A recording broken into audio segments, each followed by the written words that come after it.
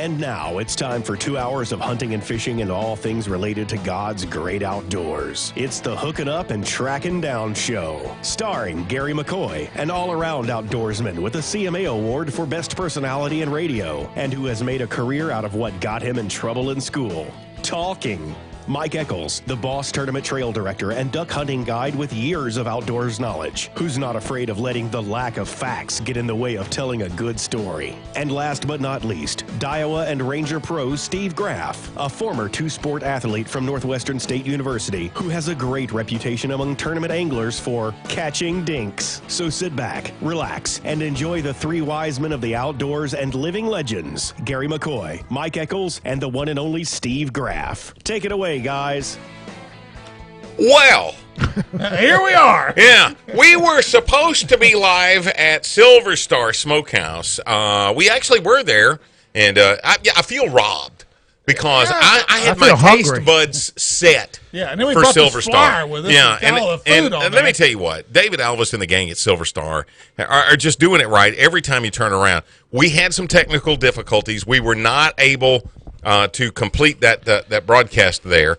But I do want to remind you that at Silver Star, they're taking those orders for holiday signature smoked turkey breasts and the traditional spiral sliced ham, the bone-in ham. They've got a half ham for like $8.49 a pound. The turkey breast is $14.99 a pound. Just an incredible opportunity for you.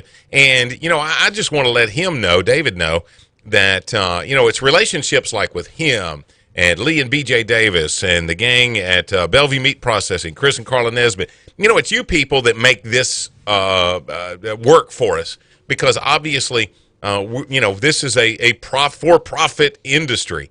And, they don't just give us this radio time because we're so cute. Yeah, exactly. And so, therefore, the 2 hours that we get each week on Wednesday and then again on Saturday is made possible by these particular sponsors. So, David Alvis, thank you so much. Silver Star, we're going to try to get this work back out and get back over there and see if we can't make good on that. Yeah, and again, that's great, Gary. And we hate it for Silver Star because that's one of my favorite places to go do a live. Oh, dude, I was thinking about those potatoes for 3 days. Yeah, and I just like the atmosphere. I think we have a little crowd there. I mean, I just think it's a great place. But anyway, that being said, of course, Mike, our duck hunting expert, was in the field or in the blind this week. So, Mike, how was opening weekend? I've always said what it takes to be an expert. All you need to become an expert at anything is have a briefcase and be more than 100 miles away from home. There you go. And you can tell somebody you're an expert. But and I'm not. But I do go a lot, and that's about the only thing that constitutes my ability to talk about it. You know what? I'm going to have to give this weekend is the opening weekend of the west zone of Louisiana for waterfowl. I'm going to have to give it at least a B. Yeah. At least a B. We had timing could not have been better. The week before, we had a mild front that pushed some ducks down during the youth weekend, and apparently kind of got the calendar duck migration jump started. And then we had a north wind, a north to northeast wind both days. Mm-hmm. But the key is we had wind both days. Yeah. And anybody that hunts a lot realizes that the very most important thing you need when you hunt ducks is, number one is wind, and right behind it is sunshine. And we had them both for both days. Yeah. So we had quite a few ducks. Isn't it funny how wind relates bass fishing? Need a little wind. You don't want them slick, glassy days. Right. Yeah, you probably want wind. Well, actually, you kind of do want it for deer hunting, too. Mm-hmm. But it's got to be the right wind. Right. Duck hunting, you can adapt to any wind. Right. You want wind, period. You really don't. I mean, you've got better winds, but as long as it's blowing. Can the wind be too hard? Can it be blowing too much? Yes. Okay. Yes, it can. There are times when you have that 20 mile an hour plus gusting to 25 and 30 where ducks just sit. They don't get up. Really? That's what they're calling for this Saturday. And, I keep seeing that. It comes on the forecast and it disappears. And it's 90% chance of rain, then it's 50 to 40. Right. So I'll tell you Monday what it did this week. Hey, I'm gonna tell you, my son Buddy went with 4 of the guys that he went to college with, that he played baseball with. and he said it was the best opening day. Yeah. Now, they hunt Louisiana or they go? They actually hunted in Texas. And they had the best opening day, he said, Dad, that I've ever had. Now, what's funny is by Sunday, every duck was gone. There was no movement. He said, all he could figure is that, that the front had come in just right to set things up for Saturday. And then you had the start of that super moon that was Saturday night, that really started Saturday and went all the way through Monday. But he felt like that the warmth, the front had blown through, and the ducks then at that point used that moon. And just like Ryan had told us before, Ryan Lambert, they'll fly in the light of the moon. Well, you got the biggest moon you've had in 68 years. Exactly. So those ducks packed it up and headed south. Yeah. And followed that northeast wind on down. So did you miss a lot of flight ducks, Mike, when that happens? I mean, a lot of ducks you just miss out on. What happened was Saturday we saw lots of ducks, and lots of them were flight birds, and it did. That was happened with the front. And it'll trail off, which it did. I didn't see a third the ducks Sunday that I saw Saturday. Now, where'd you hunt? Did you hunt Bistineau? Yeah, I hunted Bistineau. Okay. Yeah, I'm getting ready to go to Arkansas now. But what happens after that is we have our fronts, and we get one day of migratory birds that are being pushed down by the weather. Right. Then you got what Delta and them they call the calendar ducks, a certain amount of ducks that are going to migrate out of instinct. Those are the ducks that Buddy and them could have got Sunday had they been willing to sit there till 12:30 or 1 o'clock. Gotcha. And see a bunch about every hour. Yeah. That's what happened. But all you're doing is seeing. You're really not getting to shoot. No. You can kill them. Oh, okay. You can kill them, but because especially by then, a lot of people are not hunting. Right. And when everybody else leaves, just like deer hunting. Yeah. You stand your best chance of being able to What's work. What's the latest you'll stay in the blind? In Arkansas, we have to quit at 12. Yeah. And fortunately, most of the time by 12 o'clock, we've got what ducks we're going to kill. Right. For me, it depends on how much food's in the If blind. you weren't limited to that, would you? Yeah, I understand, Steve. If you're I'm not limited, seeing a bunch, would you ever go like a midday hunt, 10 to 2? It's just like deer hunting. I know you can do it. I'm going to get there at daylight and stay as long as I can. Yeah. I know you can get in the blind at 10 o'clock. And hunt to 2 o'clock and kill ducks. But you're going to miss those birds that you're going to get the first 30 minutes of daylight. Yeah. But normally we hunt till 12 o'clock, and if we're still seeing a flight every 30 minutes, we'll hunt till 1. Wow. Well, what's strange to me is Hunter Mulligan brought up last week an interesting point. He was talking about, as the world's coming alive, how much noise is in the world. The birds are chirping and the squirrels are moving, and, Right. there's more noise. And so he waits to go get in his deer stand until that natural camouflage sound is out there. Right. And, I thought to myself, that's sheer genius. Yeah. Because he's taking advantage of what's already there. Now, we've got a deer stand that's close to my uncle's that's right beside a compressor station. Well, you can go anytime because it's as loud as a train wreck all the time, and it's a perfect place to take a kid because you've got a natural camouflage. They're used to that compressor running all the time, running one of the gas lines. And I got to thinking, that's just a hard thing to do if you're in a lease environment because in a lot of cases you're going to be driving past somebody else's stand. He's been there since an hour before daylight. He is now thoroughly pissed off at you. Yeah, but too, and I don't care if you're deer hunting, duck hunting, bass fishing, we all know at that moment of daylight, Yeah. fish are biting, Yeah. ducks are flying, Yeah. deer are moving. Yeah. So You just you miss out. Me questioning Hunter Mulligan about deer hunting would be like me questioning Donald Trump on how to make money. Yeah. Go Or look win- at his win an wall. election. Yeah, right. But I disagree with him. Yeah. I'm not questioning him. I'm just saying I disagree with him. I would rather get in the stand 30, 40 minutes before daylight and let Right. it calm down and be looking at the ground when it gets light than knowing I'm walking in when I possibly could be shooting a deer. Well, and I will say this as a guy that's been in the woods with Hunter before and has had to trail that. We call him the dog. And if you have to trail that dog in the woods, it's like I almost have to jog to keep up with them little short legs he's got. And I'm like, he'd go through the woods quietly and quickly better than anybody. I guess because he lives in the woods practically every day. Yeah. So he knows how to maneuver through the woods without making noise, without stirring up a lot of. I walk through the woods, sounds like Bigfoot's coming through. All right, now, Mike, as far as the weather forecast go, if these guys are anywhere close to right, they say that we've got a good chance of rain on Friday, then the cold front starts blowing in Saturday, and some much colder temperatures next week. You're talking about major snow front coming in. Really? Yes, No, not here. No. Yeah. No, I'm talking about off the Rocky Mountains. Okay, now, that's going to push a lot of birds down. But question for you.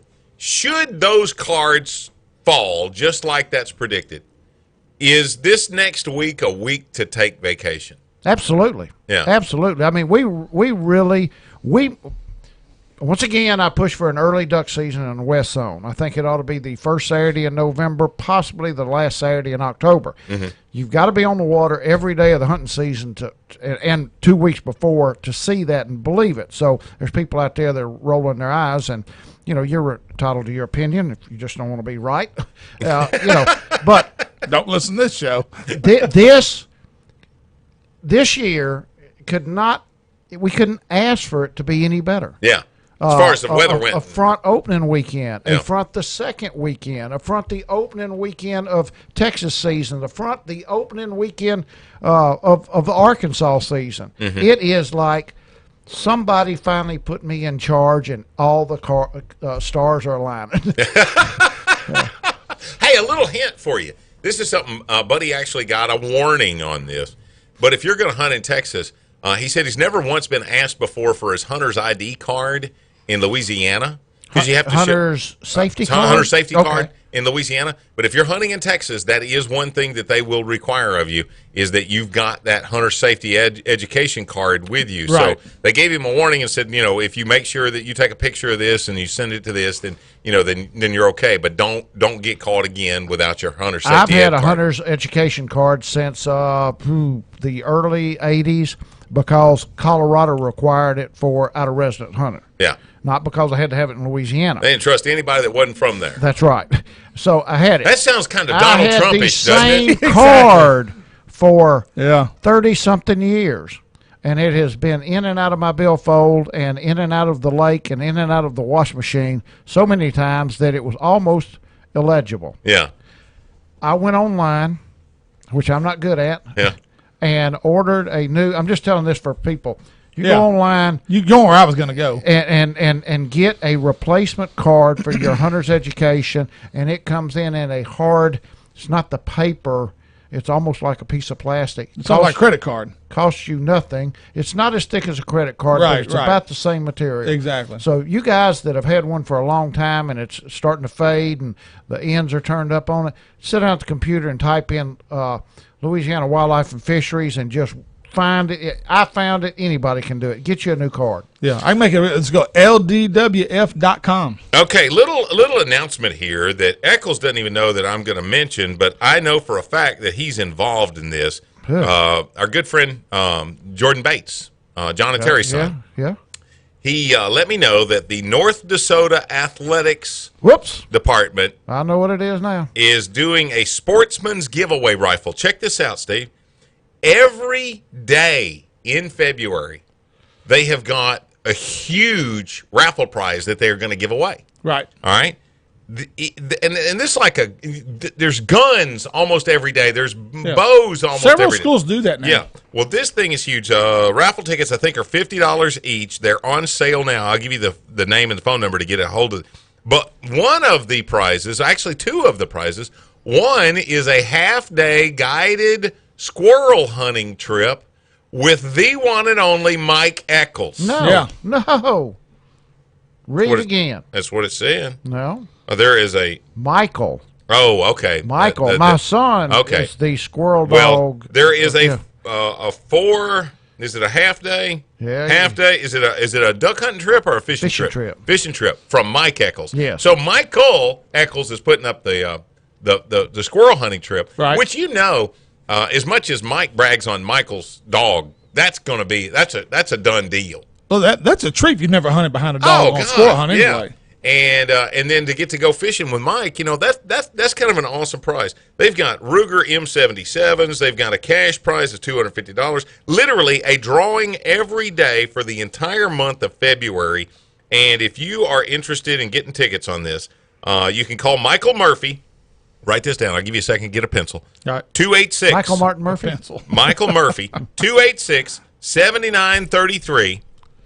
Or you can call our buddy Jeff Warren with the Dream Hunt Foundation. He's also helping out on this. You can call him at 455-9797. 455-9797. That's Jeff Warren's phone I'm going number. to buy tickets. Oh, well, I told Jordan I'm going to buy tickets. Yeah. And if I win a fishing trip or a squirrel hunting trip, I'm going to balk. Now, there's so much stuff that's going on these days, but one of the most important things is we just elected what we're hoping will be the Southern choice for president. And we're going to cover that in the next hour. We are hooking up and tracking down 11:30, the Tiger. Eyes that look like heaven.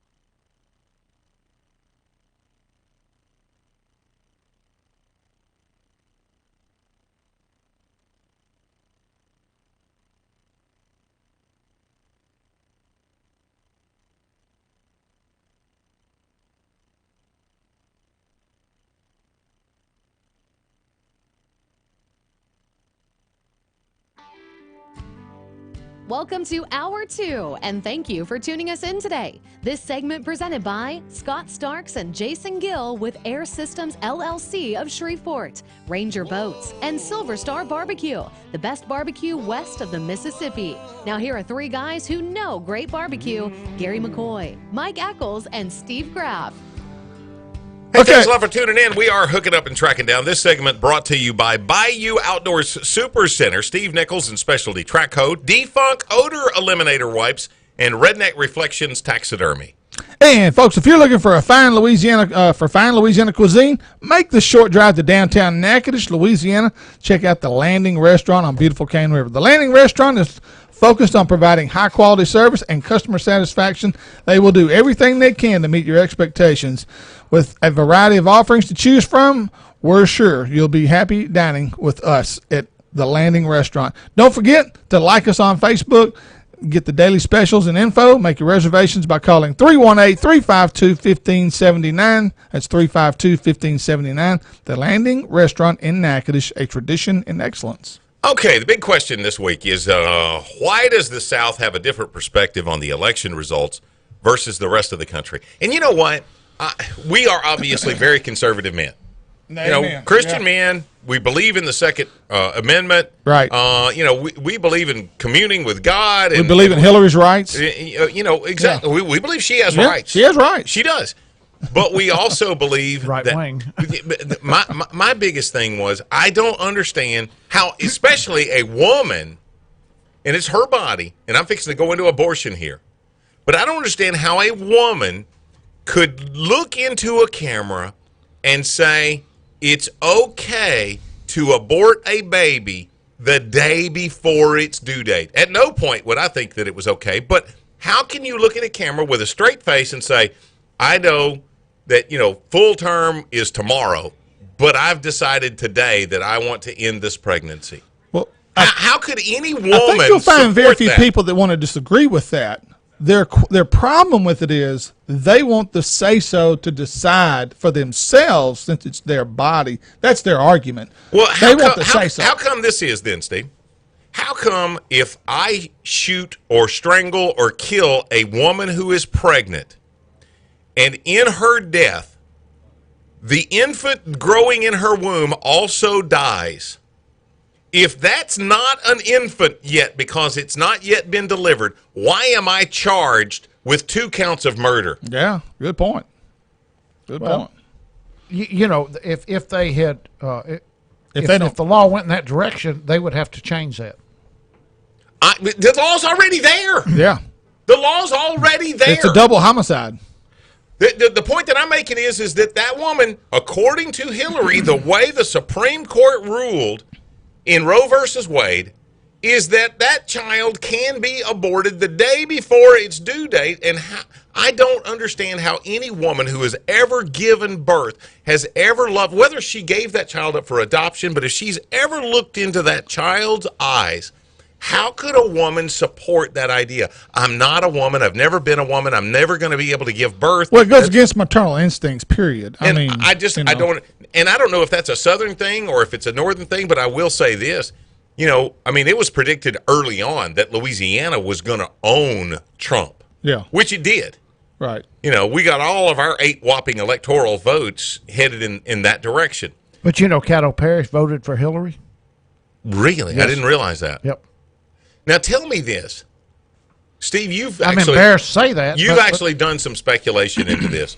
Why is the South so different? Is it our upbringing? That was kind of Mama wasn't scared to whoop that butt? when I got to watching, and I watch Fox News a lot, and I see what's going on around the country. I got to looking at the regions where all these marches and protests are taking place. And the South is almost excluded in that. There's a couple of places, but it's all in California, the northern tier of the United States, all the way to the East Coast. These liberal colleges are out of control right now. And I'm thinking, why is the South different from that respect? Is it our heritage of the way we're brought up? Is it the Bible Belt? Or is that the reason why there's just doesn't seem to be the disturbance that you have? Plus, let's be honest, the South is and usually votes Republican. I mean, you look at the map. I mean, but that's actually something that's relatively new, because even my Uncle Gary, who's as staunch a conservative as I've ever known, was raised a Democrat. But he said the Democratic Party, when he was young, is what today's Republican Party is. Exactly. And I saw a map of 1968 or whatever, and it showed in Texas, Louisiana were Democratic states. And I was kind of shocked by that, and I was like, wow, but you're right. The philosophy has changed for those parties. But you're right, in how we handle that adversity, how we handle the fact that, our candidate lost. Yeah. Our candidate lost 2 times in a row. Right. Our candidate was not Obama, as far as the 3 of us are concerned. Right, exactly. And our candidate lost. Would Republican-based voters in college been allowed out to protest if Hillary had won? Oh, I mean, there would have been an uprising. No, there would have been an uprising. Really? No, there Oh, wouldn't. yeah, there would. Yes, there would have. There would have been an uprising because the people that voted for Trump have had enough. That's why there would have been a protest. Okay, they have still they, would have. They may not have been to the have they extent. just had enough? About or- 40%, 6% of them hadn't had enough Have they just had because enough? they voted for her. But have they just had enough? Because Yeah, there I was think- no uprising 4 years ago. No, and again, is it because those the majority of people are in the South, and that's just we accepted it for what it was and just dealt with it and moved on? I think the problem you've got now are the millennials, which are the young people of the world today, the college students that are going to school. They have a different perspective of the world because of what they have been raised in and how they've been raised with our government and how. No, I'm going to tell you where that came from. I mean, everybody participation medals. Everybody gets a trophy, right? Participation that's that medals. generation, Yeah. and they think they're entitled Yeah. to something because they get to protest. They think they're entitled to make a change or to change because they're protesting. Yeah. And little do they realize it's not going to change. Right. Trump's going to be our next president. You realize that most of these riots, the colleges and stuff are following in along with the same towns, cities, and states that have legalized marijuana. Oh yeah, No, I'm kidding you. I'm not kidding you. Yeah. It's not as a joke. I mean, California, California, Colorado. New Jersey, only you would have discovered it. New Jersey. Now, Yeah. what? But show me this, or tell me this, because I've had a number of people that have posted on Facebook over the last couple of days how it is against the law to desecrate the United States flag Exactly. by, I want to say, a fine of not more than $1,000 and a term of imprisonment or a there's term jail of time. imprisonment for not more than 1 year. And yet, in not one situation has anyone been arrested Have I seen for that? burning a flag. Exactly, and that bothers me. Yeah. That bothers me. In not one case. And you know what? You're right. I want to say it was like 4 days in a row in New Orleans. They desecrated 4 nights in a row. They desecrated the Robert E. Lee Monument down there. After the second night, some policeman had to have said, we really ought to put somebody over there to see if they come back again. No arrests have been made. Right. Have you seen what they did to this monument? Yeah, What was written on it? Yeah, it's brutal. And I'm going to tell you, after the third night, hey, this has happened 3 nights in a row. Yeah. Maybe we ought to go camp out around this thing. It's almost like it's just being allowed. Now, Yeah, that exactly. is in the South. Yeah. Right. That is You're New right. Orleans, but They're- I don't consider New Orleans part of the South. No, I would. I agree. really don't. That's a New totally Orleans, different world. It's a whole different country. And I'm going to tell you, I mean, I have no issue with New Orleans. It's part of my home state. It's Yeah. where I live. But you can't lump New Orleans demographics into overall Louisiana because there's two. Really, I'll be honest with you. In the old saying, especially from an athletic standpoint, from a coach's standpoint, if you're north of I-10, Yeah. you might as well be in Arkansas. Oh, yeah. If you're As south far of as I-10, as far as those people are concerned. Our state legislature is controlled by people south of I-10. Well, you have to understand that 80% of the population of Louisiana lives south of Alexandria. Exactly. And so, therefore, generally speaking, that's where most of the vote will come Oh, from. no doubt. But No doubt. Alexander's a far cry from south of I-10. No, but No. but of that 80%, I'll bet you the lion's share comes south of I-10. Oh, and there's no doubt. You I know. can tell you even from a school standpoint and being in athletics and coaching, the majority of the school, if they wanted something to go a certain way statewide, whatever those South Louisiana coaches wanted to vote, there wasn't enough of us up north to counter them at all. They were going to carry the vote. Here's my question to anyone that voted for Clinton. And I personally know groups of people who are good people, hardworking, business people, church-going Christians, family people that voted for Barack Obama and voted for Hillary Clinton. And I'm just asking this as a question, not a derogatory remark, not condescending.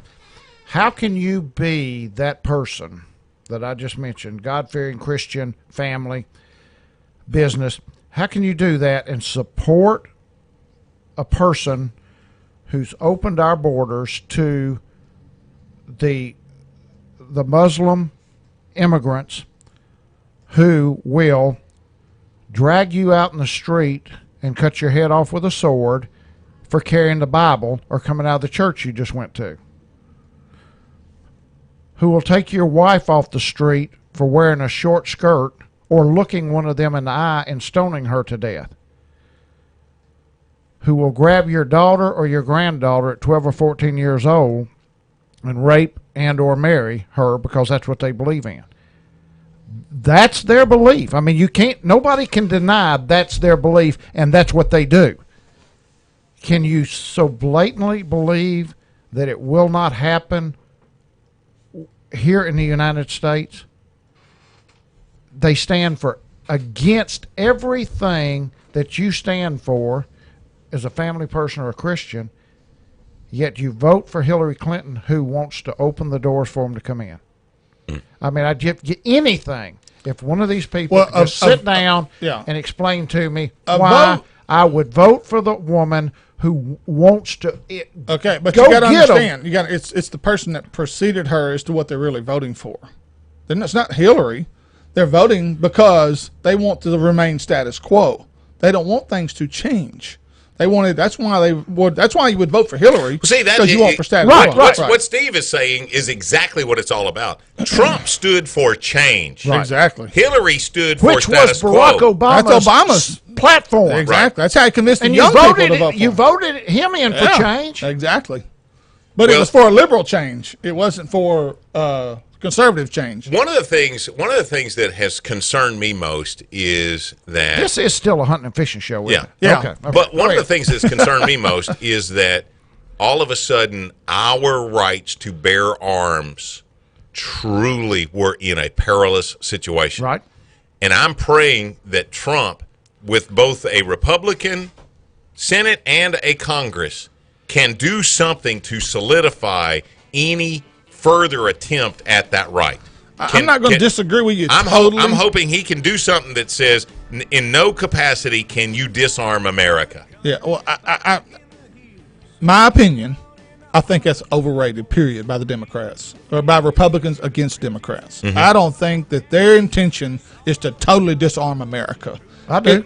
No, it's not. I've heard great Republican, Democratic people say that is not the intent. That's not the road we're trying to go down. But even once Hillary said that's not the road we're wanting But to go once down. it goes in that direction, you can't stop it. Well, again, even people that are NRA understand that taking away the automatic weapons that are not necessarily designed for hunting, they even agree that they don't have an issue with that. Okay. So that's my point. Is that I think that's overemphasized too much. But anyway, we got who we want. But I tell you what, Trump, you better listen to me. Yeah, there you go. If you back off on putting Hillary Clinton, pursuing the investigation, putting her in prison, Yeah. I'm retracting my vote. what if she's on his cabinet? Huh? What if she's on his cabinet? You kick her off of it. No, he put her. He may put her on his cabinet. We're hooking up and tracking down. 11:30, the Tiger. Like Sunday, treat you like Saturday night.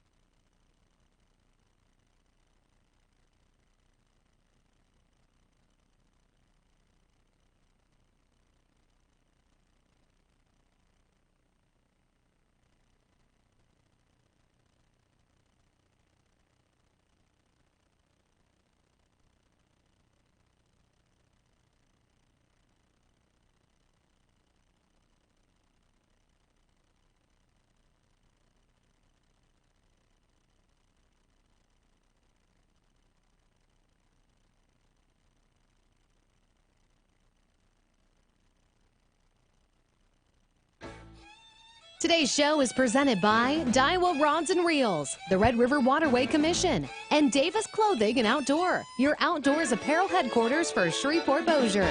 Here are three guys who continue to think they're always right: Steve, Gary, and Mike. All right, with the arrival of fall and hunting season, now's the time to check out the entire line of Polaris Hammerhead carts at Commercial Power Sports. Whether you're looking for a great hunting ATV or just want to have some fun in the sun, Hammerhead Fun Carts are the way to go. 4 different models to choose from and price to sell. Carts from $1,299 to $2,999. These ATVs are an outdoorsman's dream. Go see Paul Sutherland or give him a call at 318-425-0222. Free layaway and financing available. Commercial Power Sports, leading the way in outdoors fun. And your Davis Clothing and Outdoors reminder of the week. While hunting season is well underway now, we want to remind you, now is also a great time to hit the water for some fall great bass fishing. The bass are migrating up the creeks, and a feeding frenzy is taking place right now as bass fatten up for the winter. Fast-moving baits like spinnerbaits, crankbaits, rattle-trap-type baits are the best. So while everyone else is in the woods, you can have the lake to yourself and enjoy some great fall fishing. This has been your Davis Clothing and Outdoor reminder of the week. That's great. That's great. Great stuff right there. Gary, all right, now, guys, I know Mike has his Boss Tournament Trail. Gary, you're starting to fish a lot more. These are some registration dates that a lot of anglers that listen to the show will be wanting to know when these take place, when to register for the BAS Central Opens. This year, the Open schedule is March 2nd through the 4th. It's on Table Rock Lake is tournament number 1 out of Branson. Second Open tournament for the Central BAS Open is June 15th through the 17th on the Sabine River in Orange, Texas, which is Beaumont. And then the third event and the final event, the third leg of the Bassmaster Open Series, is October 5th through the 7th on Grand Lake of the Cherokees in Grove, Oklahoma. Now, if you're looking to register, yesterday was the first day to register for Bass Nation and Lifetime members online. Today or tomorrow, you can call in. If you're Bass Nation or Lifetime members, you can call in and register November 17th. BAS members online only, November 29th. BAS members call-ins December 1st, and then a single event, if you just want to register for one event, say like we had here on Red River like I did, your date to call in is December the 6th. Your opportunity to get in, guys, on any of these circuits, whether it's the Costa Series, which we'll go over next, or the BAS events, is to pretty much register for all three. Okay. You're pretty much a shoe-in to get in. What's registration normally? Price? Well, it's $1,500 per tournament on the Opens. It's Okay. $1,600 for the Costa Series with FLW. Okay, gotcha. So, and there's a deposit of $300 per event for the Costas. I know for sure. I'm not for sure what the So deposit if you're is. registering for all three, you got to pay $900. Exactly. Okay. And if you register for all three, and then you pay the balance. Do they take like, credit cards? Yes. Yes, they do. They take check. They Hey. take whatever you got. 75% of our field of tournament anglers would go by the wayside if you didn't take credit cards. Yeah, that's about right. And just so everybody will know, the BFL registration dates also started yesterday. This is the BFL, the family of the FLW tournament trail. That's the kind of the bottom level. But now it's called, guys, instead of Walmart, T&H Marine has taken over that. So Walmart has evidently dropped their sponsorship. That surprises me. T&H Marine is marine products. It's right. That's right. That's where all your jack plates, your hot foots, and they make those kind of along with a lot of other stuff. But the Cowboy division, which everybody around here, that's what they fish when they fish the BFLs. Registration was yesterday, November 15th. I signed up for all 5 events already. Paid your you pay in full on those. There is no deposit. You pay up front. And so those are, I think those are $300 per event on the boater side. I think it's $150 on the co-angler side. Mm-hmm. And but anyways, today is the Choo Choo, the Bama, the Buckeye, and the Mountain and Ozark series. Tomorrow, though, a lot of guys from this area fish the Arkansas division. Tomorrow is your day to register for the Arky division as well as the Oklahoma division, which takes place tomorrow. The Costa series. Those events will take place. Number 1 is Sam Rayburn, February 23rd. Number 2 is Grand Lake, Oklahoma, on April 20th. And the third event is Lake Texoma, September 21st. That's the Costa Series, which is FLW's version of the BASS Opens. So, I start getting phone calls and requests, which I like, because it shows a stimulated interest. But people will want to know about now. A schedule. What are we going to do with balls? When you we got to go. We got to know. First off, you don't have to know. Yeah. You don't have to know till a couple of weeks before. But I tell people that I'm not going to put a schedule out till about the boat show. yeah. When is the boat show this year? When's the boat show tournament? January I'd have to look. I can't remember. But all they really need to know is that you're what weekend. We'll be the first Saturday of the week. That's all they need to know. Starting in They February. can plan That's accordingly. it. The first Saturday of the week or the first Saturday of the month? Couldn't that It be took the me a same? second there, but I caught that. I'm like, Okay, but I'm going to give you an example, and then I'm going to draw. I can't give you an example. if I had put my Wait a minute. Let me hand you some colors in a book. Yeah, no, you'll know what I'm talking about. If I had already put the schedule out, I found out some news today that would have totally wiped out my schedule. It's a financial thing, a logistic thing. That if I had already come up with a Boss Tournament Trail schedule, I would have to take it and wad it up and throw it in the trash. Wow. Wow. It was that big a deal? Yeah. Oh yeah. Yeah. Holy cow. And so it's just one of the reasons So there's a method to your madness. I'd like to think so. So really, all you're trying to do is you're trying to decide on which lakes. Yes. Oh yeah. You know, I mean, you've got We've got the date- weekends, but the lakes and the marinas and where we're going to put on what months. Yeah, that's the difficult part, and so much can change. Because of Mother Nature. Yeah. Exactly. This is what I'm. Yeah, we had an issue with Black Lake last year. Yeah, what I'm referring to right now is a change, a logistic change that is going to shock the area if it comes true. But I would have to throw my schedule away if I'd already put it out. So what about the boat show? Anything different about the State Fair Boat Show not looking tournament at this year? anything different. No, Okay. Do you know the date on that? I just tune in every now and then. Well, I didn't hear. I'm sorry. I'm going to put it on my calendar. That's why I don't know. It's give me some dates in January. Give me a Saturday in January. Okay. It's usually probably the 26th, 27th, 28th. It's usually in that area. I You think it's the weekend before? Yeah, I think it's going to be 21st. That ain't cool. Yeah. Dang, I got a conflict. I think that's what it's going to be. Gary, you be by yourself. That's all right. So, okay, we got to get. You want to do something else? Yeah, go ahead. Let's do the Okay. next. Do the whatever. Tragic accident on Yeah. November the 6th. Holly Schnepp, 55 of Alexandria, was pronounced dead on the scene after a vessel she was riding in capsized on Red River about a quarter of a mile from the Curtis Coleman Bridge. According to the male operator of the boat, the steering handle slipped out of his hand and caused the 12-foot vessel, which this is an outboard motor and a 12-foot aluminum boat, to turn over quickly, ejecting them into the water shortly after 7 a.m. I was wondering, is it that or was it maybe a banana stick steer type boat?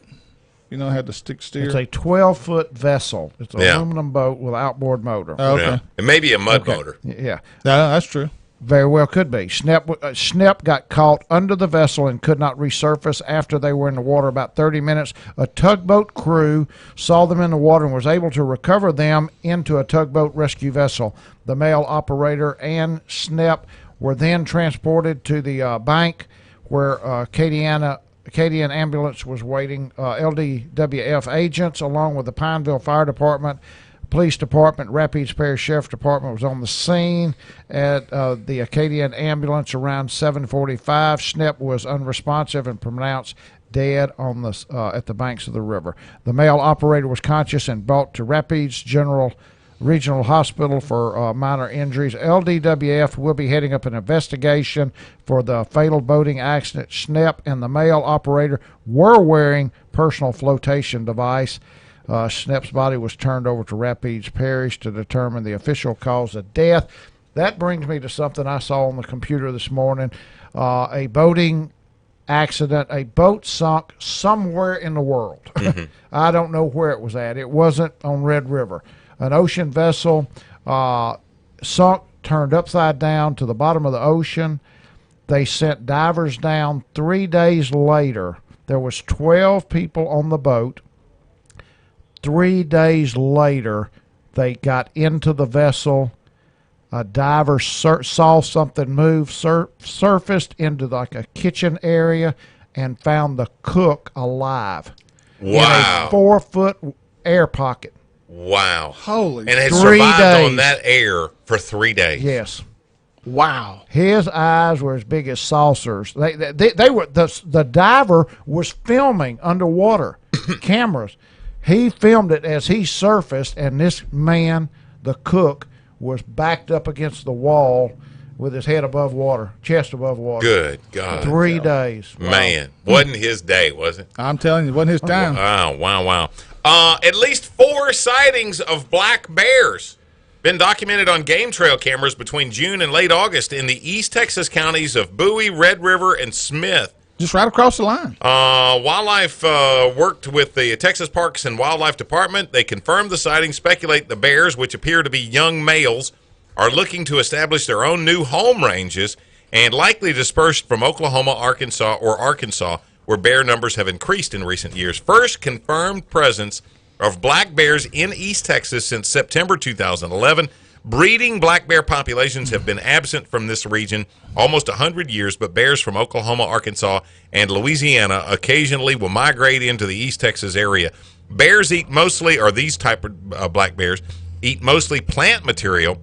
That's probably their greatest source of protein. Seeds, acorns, nuts, even herbage has protein. According to one of the individuals involved in this, bears are normally shy and not aggressive to humans, but if a bear regularly visits a ranch or a deer stand, people should try to scare it off with rocks, a slingshot, or an air horn. Hunters are encouraged to study their game carefully to avoid mistaking a bear for a feral hog or other legal game animal. And you know what? That just shores up the conversation that we had a couple of months ago about the number of black bears that are being seen now, not only in East Texas, but obviously here in northwest Louisiana, southern Arkansas, just inundated with the growth there. I have made a futile attempt to contact two biologists, one a private biologist and one with the state on the east side of Louisiana, because of the rumors of the bear in a hunting lodge, a hunting lease over there, telling me that every camera they had pictures of bears at their feeders. And what I want to know is, where is our bear population, and are we going to let it get like the alligators and the hogs out of control before we do something? Before we open a Louisiana black bear season, are we going to let them get out of control? And I can't get any of the biologists to talk about it. Well, we were supposed today to be at Silver Star Smokehouse. We tried. We had some technical difficulties there. But thanks again to David Alvis and the staff there at Silver Star Smokehouse. Don't forget now, make your orders right now for the holidays. In fact, if you make your order even on next Monday, they can have it ready for you on Wednesday. Signature smoked turkey breasts. They've got the traditional spiral sliced ham bone in. Hams and turkeys available for Thanksgiving and again for Christmas at Silver Star.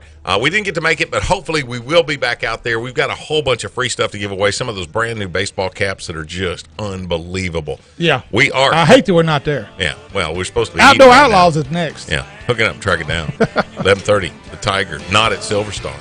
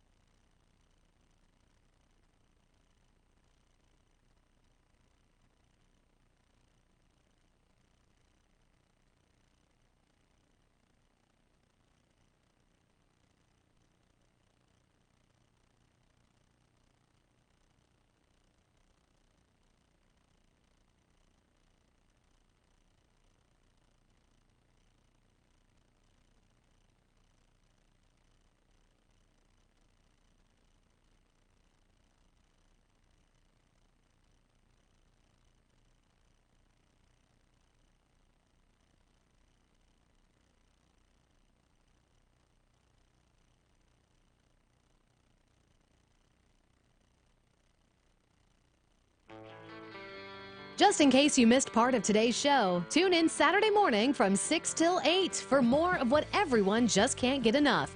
Outdoors Radio. This segment is brought to you by Natchitoches Ford, Wildwood Resort at Toledo Bend, and Cowboys Wild Game Washer, the #1 gift for any outdoorsman. Again, here's Gary, Steve, and Mike. All right, if you're looking for the best sausage and beef sticks west of the Mississippi, then stop by Bellevue Meats and do like we do. Pick up a few links of summer, spicy Italian, hickory smoked, green onion, and our personal favorite, jalapeno cheese. Whether it's at the camp or tailgating, you need sausage for the grill and beef sticks in the deer stand. Let Bellevue Meats take care of all your sausage needs. Bellevue Meats, the official processor of Hunters for the Hungry. Give them a call today at 318-949-3794 or go to www.bellevuemeat.com. Folks, we got one more. Nichols Department Stores. When it comes to department stores, Nichols is heads and above them all. If you're looking for a great place to do all your Christmas shopping, Nichols is the place. Looking for great home decor? Nichols is the place. Looking for work apparel from Dickies and Walls? Nichols is the place. And if you're looking for great hunting and fishing supplies, Nichols has it. So stop by one of their 5 locations and see why Nichols Department Store really is your one-stop shop for all your Christmas season needs. Nichols Department Store is making shopping easy. Okie dokie. Here in just a sec, we're going to get some outdoor outlaws on. We're having a little problem with the camera right now. And you know what? That gives us a good opportunity to mention our Facebook page. If you haven't liked that, jump on there on our Facebook page. Of course, great articles on there. We try to put a number of things on there in regards to like Bellevue meat processing. We had stuff on there.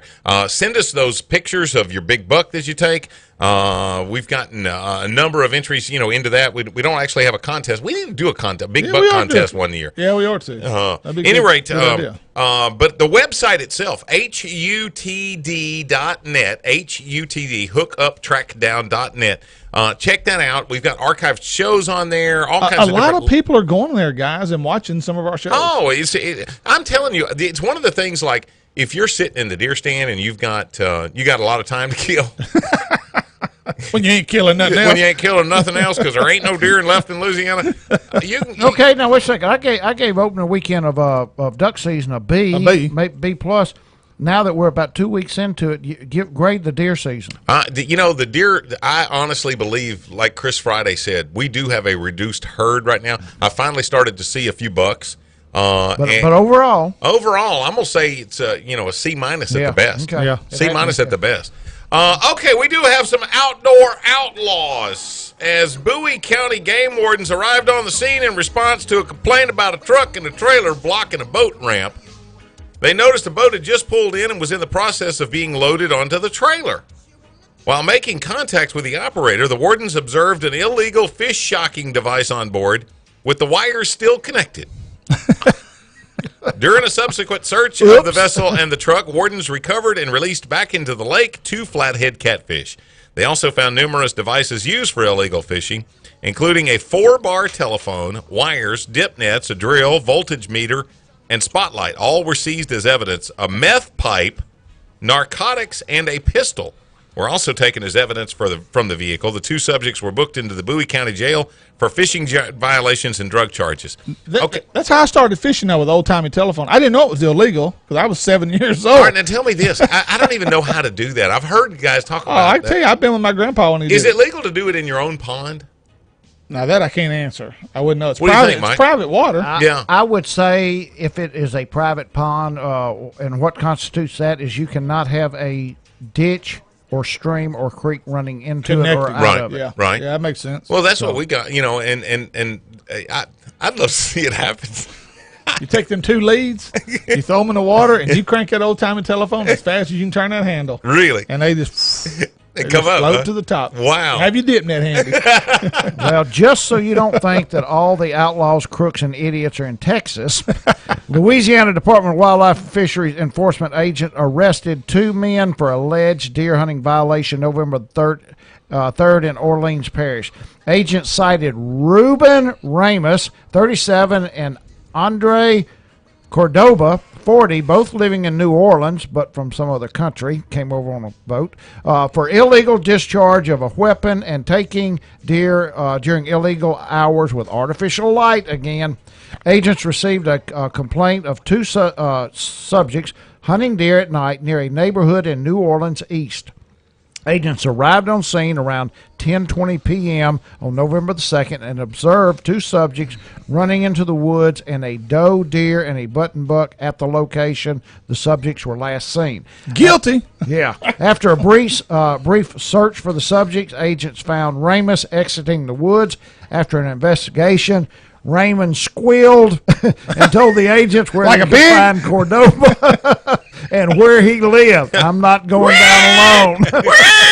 Agents made contact with Cordoba at his apartment a few hours later, and he showed the agents the shotgun he had used to take both deer. Both men admitted to taking the deer, stupid, and were arrested and booked in the Orleans Parish Prison. Agents seized the 2 illegally taken deer and a 12-gauge shotgun. Illegal discharge of a weapon brings up a $1,000 fine, 2 years in jail.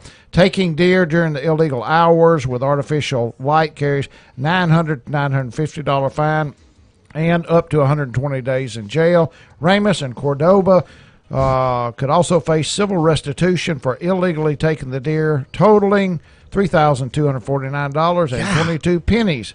Man. You know, and they're going to put them in the sale together where Cordova can beat the crap out of Ramos for turning him in. Be a lot of squealing going on there. All right, Harris County, back over in East Texas. Harris County game warden got a call about a suspicious man walking down the road with a shotgun. Once in the area, the warden noticed a truck parked in the woods and 2 men nearby.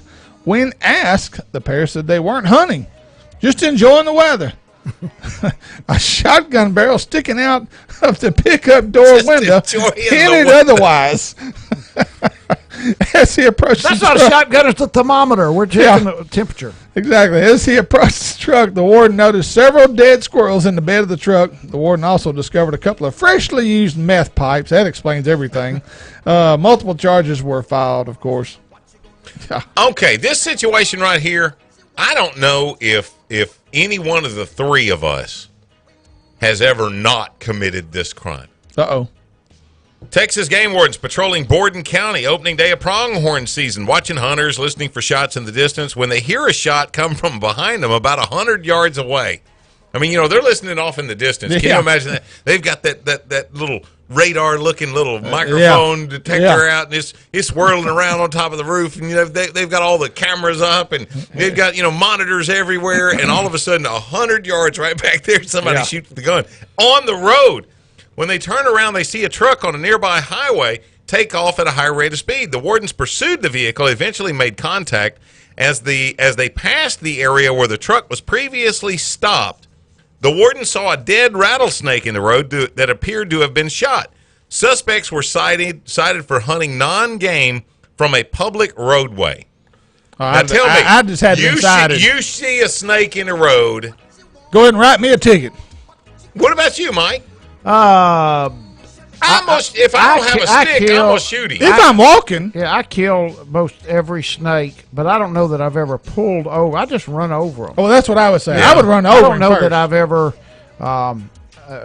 got out of the car on the road and shot a snake. No, I wouldn't do that. I watched my grandfather back in the day down in Red River Parish. We were headed to our family reunion. I'll never forget this as long as I live. And he was a big old man. And we ran by, and he ran over a big rattlesnake down there. And he said, I didn't kill him. He backed up, and he got out with a piece of 2x4 that was about 24 inches long. He wailed on that snake for a good 10 minutes. He said, I'll tell you right now. He said, that sucker won't never, ever, ever cross this road again. And it makes you wonder, what is that against the law? I mean, was their only violation that they had shot off the road on the road? No. Because it says they were cited for hunting non-game from a public roadway. Yeah. So couldn't they have been cited for hunting non-game anywhere in the woods? I don't know.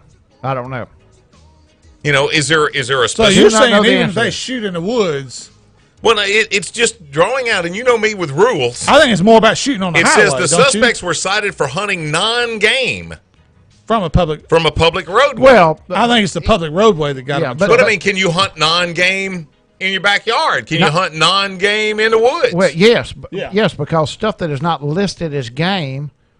like a snake. I don't know. I had a magistrate tell me if it doesn't have a season on it, you can't kill it. Really? Rattlesnake does have a season. Oh, okay. 365 days a year. That's Yeah. what I. And my season. Hey, I got another quick story. This has nothing to do with outlaws, and I don't know why it just dawned on me. Very good friend of mine, retired fire chief, District Chief Barry Lewis, years ago. Have you had a colonoscopy? Yes. I have. Have you had Yeah, one? I've had. Okay, Best sleep I've ever had in my life. Yeah, you know. Oh, I'm I'm telling gonna you. remember They that. put you to I'm sleep? gonna remember that the next time we stay in a hotel room together. If you got the drugs, I'll take it. He had to have a colonoscopy, so they gave him the gallon of clean you out liquid that you have to drink. Yeah, Well, he was worst supposed part. to start drinking it one morning. He decided he was going to go squirrel hunting. He went squirrel hunting, and he carried the gallon of Go Light with him. Oh, and he Lord. started drinking it, Oh Lord. and it started kicking in. So Immediately. he pulls his pants down, and he does what it makes you do. Yeah. He continues to drink it. He continues pulling his pants down. And he finally gets to where he can't get his pants down in time. So the story ends with him walking, true story, walking through the woods wearing a T-shirt and a pair of boots and his pants tied around his neck and a .22 rifle over his shoulder, continue to hunt, and just every 5 minutes he would just stop and raise one leg and adorn a tree or the grass or something. He never quit hunting, and he went through a complete gallon of Go Light. That is a real man there. I guarantee you. A gospel truth That story. is a real man. Hey, we are hooking up and tracking down 11:30. The Tiger.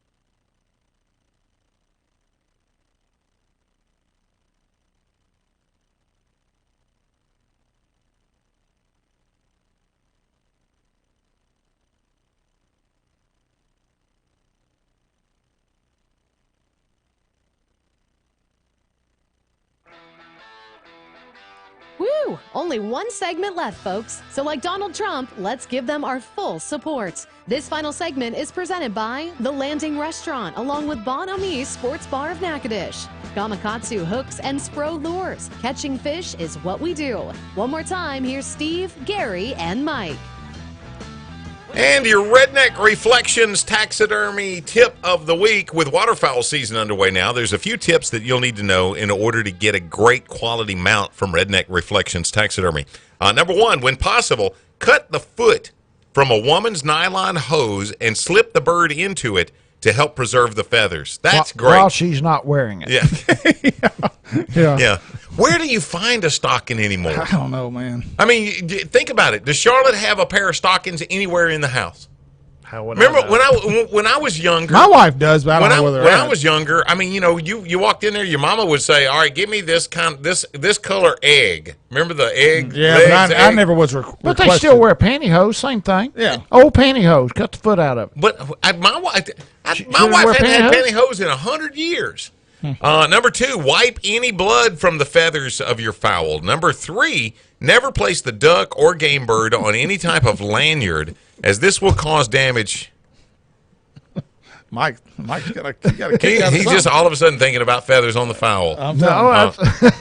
Any rate, never place the duck or game bird on any type of lanyard, as this will cause damage or even worse, break the neck. For all your taxidermist needs, go see Gene Walker at Redneck Reflections in Minden, Louisiana. This has been your Redneck Reflections tip of the week. That's not what I was thinking about, but close. Here's your Steve Nichols Bucks and Bulls best time to hunt. This weekend is rated as fair to good all 3 days. With lower temperatures, the deer are moving in our area and the rut is in full swing. Expect highs in the upper 60s and the morning lows dipping into the upper 30s. There's a 60% chance of rain on Friday and a 10% chance on Saturday, with moon illumination decreasing each night from 85 to 65%. With rain moving out late Friday night and clearing skies, Saturday and Sunday could be great days to be on the stand. Best time for game activity is late afternoon. Friday, 2:40 to 5:40 p.m. with sunrise at 6:43, sunset at 5:11. Saturday, be on your stand between 3:35 and 6:35 p.m. with sunrise at 6:44 and sunset at 5:11. Sunday, the best time to be out there is 5:25 to 7:25 p.m. sunrise. Sunday morning, 6:45, sunset at 5:10. This has been your Steve Nichols Books and Bulls best times to hunt. I'm Gary McCoy, along with the Ranger Pro Staffer Steve Graff, the old mud hen Mike Eccles, and we are hooking up and tracking down. And Next week, I know you're going to be at the camp. yeah, but I'm kind of ticked off. Yeah, well, hey. You did it you know next what week you're going on to miss purpose. out on. You knew I was going to be gone. Well, we always have her on. Yeah, I know, but you usually do it the week before. Well, she wasn't available. So Hey, Gary, guess what? guess what? Hey, you want to really piss him off? What are we going to eat? Let's go back to Silver Star. If I can figure out how to make that happen, we will. But anyway, she's going to come on. We're not going to talk turkey. I'm going to talk dressing. Who's she? Phyllis Spear, Arkansas woman of the outdoors, is going to come on. Now, she's going to talk about great side dishes. Oh, wow. Yeah, I'm looking She forward did to this. dessert last year. Yeah, she did a great And job. you know doing what? it. She is amazing. She's one of those kind of women, kind of reminds me of my grandmother. You could bring my grandmother 3 squirrels, and she could feed the entire Blanchard Methodist Church. It was unbelievable. She had you could walk into my grandmother's She house. just ties them on a string and dips them in the pot like a tea bag. I'm just it was amazing. Remember those little parquet butter bowls? She would drag those things out of her Yeah. refrigerator for 20 minutes. She could feed a football team a full meal and hadn't cooked in a day. It was unbelievable. And Phyllis is the same way. And when you start talking about side dishes, one of the things, I wonder if she's got like a good green bean casserole. I don't know, but we have. Do y'all do the 3-bean deal? Oh, yeah. Yeah, man, I love The that. 3-bean Okay, dip. you want a green bean dish? Yes. I'll give it to you right now. Okay. Come from my Michael's mother-in-law, I believe, Miss Dinah Jungie from Denver, Colorado. Take a big can of green beans, drain them, pour them over in a skillet, and put about 8 ounces of grated Velveeta cheese on top of it, low fire. How do you grade Velveeta? It comes grated. Okay. You can buy it grated. Okay. Yes. Okay. Yeah. Or you can be like me and cut it up in little bitty cubes until you find out it's grated. It takes a little longer to melt, but Drain green beans in a skillet, 8 ounces of grated Velveeta cheese, low fire, and stir it until it's reduced down. It looks like almost like a white sauce on it. You would not believe how good it is. It does not taste like cheese. It tastes like a white sauce. wow. So it's almost like an Alfredo. Try that tonight. Hey, let me tell you what now. I don't know who Alfie Fredo is, but I got to brag on Eccles because here a couple of years ago, we actually cooked this on the tailgate of Eccles' truck right here in the parking lot. Yeah. And it was unbelievable. And I took this recipe over, duck. And I'm talking about most people that shoot ducks I can't stand up. have no idea the potential that duck has. But Eccles' recipe for duck done with the Paul Prudhomme's blackened redfish seasoning and the unsalted butter. Yeah. Blackened. I'm talking about now. You got to make this skillet. I'm talking white hot. White hot. And for 60 seconds, you stir in a handful of that duck. And Buddy took it to the fire academy. He's in the Bossier Fire Academy. He took it the other day, and he said, "Dad, I'm telling you, some of the guys said this was the best meal they have ever had in their life. It is unbelievable, and it's a stupid old duck. And I don't think could you do it with coots and get away with it? I don't know, but you can do it with blackjack, which was like one step above Shoe possum. leather, yeah. Possum. I'm just telling you that. Well, if you'd have fed me that and you hadn't have told me it was duck, I would have thought, like Mike said, I'd have thought it was some kind of filet beef. Yeah, 90% of the people that don't know what it is say steak, filet mignon. Yeah, exactly. And you know That's I what? would have thought. It's so funny. I told a buddy of mine at the deer camp the other day, I said, like, when Buddy gets to hammering these ducks, I said, we're going to do this up here at the deer camp. And I said, I'm telling you, it'll make you spit a ribeye out. Yeah. And I tried it with deer steak also. And I'm going to tell you, it works as good with deer steak. Now, the duck is more tender. And that's one of the most appealing parts of it. And can you overcook it? Yes, you can. Stick to that 60 seconds. Make sure that pan's good and hot. Right. But if even overcooked, I think it'd be great. But I'll say this: I think it just melts. Watching Mike do it the first time, the first time you did it, the skillet was right. Second time, we were kind of in a hurry though. Yeah. You really want your skillet to get white hot again. Every time you cook a batch, you need to take it out, put your skillet back on the fire, and let it recover and let it get hot again. Exactly. We exactly. rushed it. Yeah. We pushed it a little bit. So, But and it's not Mike Eccles' recipe. I got it from Ted McCrory up on Caddo Lake. He got it from duck camp in Lake Village, where a guy from North or South Carolina brought it. So I would like to take credit for it. Well, what the heck? Yeah, it's my recipe. ahead. So I invented it. with Thanksgiving next week. Is that something that duck recipe? Maybe somebody really hammers the ducks this weekend. I don't think that's a main course. That's kind of like an hors d'oeuvre, isn't it? Yes and no. Okay. I cooked it during teal season and took it to the guys that I hung with, Ricky Lee, Dub Austin, Daniel Lee, and Drake Austin, and first time they had eaten it. Yeah. And I made that comment. I said, this is an hors d'oeuvre, an appetizer, something like that. And Dub said, really? He said, have you thought about taking a po' boy bun and putting it on there and then decorating it with all your lettuce and tomato and stuff like a po' boy? Wow. I never had thought about it. Wow. It will knock your britches off. I that imagine. sounds. Yes. Now I'm hungry. Yeah. Now I'm hungry. Okay. Like a po' boy sandwich out of duck. Predictions for this weekend duck season. It's going to be good. It's going to be good. Yeah, it could be really good. Now you're going to be in Arkansas. Is Arkansas season open Saturday? Yes, I'll be up there. I will hunt Bistino till probably noon Friday, and if I have to come back to the house, I'll come back to the house. If not, I'll leave straight from the lake. Okay. I just got a text from a buddy of mine, an old teammate of mine from West Texas. He's looking for an outfitter to either Arkansas or East Texas. Are you interested?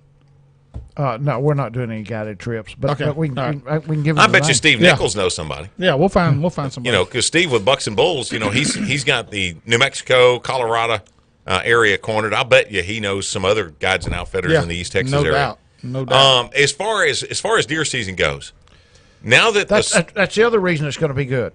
We're going to have a cloudy, rainy day Friday, right.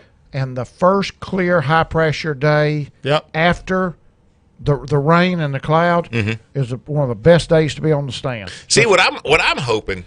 I'm going to try to get in the stand Friday afternoon, and I'm hoping that that rain, because to me that first 30 minutes after the rain is just magic, and I'm hoping that it'll last until about 2:00 in the afternoon, and I can get in the stand. I'm gonna predict now that it's going to be raining into the evening Friday evening. Oh, okay. And stop sometime that night. Yeah. And when last week we were out at Commercial Power Equipment with Paul Sutherland, Right. And while y'all were on the air interviewing Paul, I stood off the side with Chris Friday, and he told me a story several years ago when he was still gun hunting before he went exclusive bow. He was in a stand one day when it was raining, or it started raining. And he said it rained so hard you couldn't see. But when it started, there were 6 does standing off to the side someplace. And he said when it started raining, those deer stopped. And for 3 hours, while it was a torrential downpour, those 6 does stood in one spot and never moved. Wow. For 3 hours. All they did was turn their head. And he questioned another guy about it, and he said that a deer's his protection is his smell, sight, hearing. With a downpour, their hearing was Gone. negated. Smell's Their gone. smelling was gone. The only thing they had to protect themselves was their sight. They stood in that driving rain for 3 hours and never did anything except turn their head and look. Wow. I would know. Now that's wild. All right, folks. Well, that's going to wrap it up this week. Even though today's live show from Silver Star did not happen, we want to take this opportunity to thank David Alvis and Silver Star Barbecue for their support of our program. We are so blessed to have so many great sponsors that continue to stand behind our show. It really takes a lot of great people to make this program. It has evolved into every week we have great guests, awesome subject matter with a little wit and humor that we feel is so important to all our listeners and viewers of the show.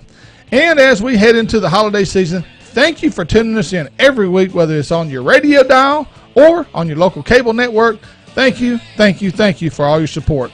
Remember, folks, if you missed part of today's show, tune in this again Saturday morning from 6 to 8 right here on AM 1130 The Tiger for more Hooking Up and Tracking Down.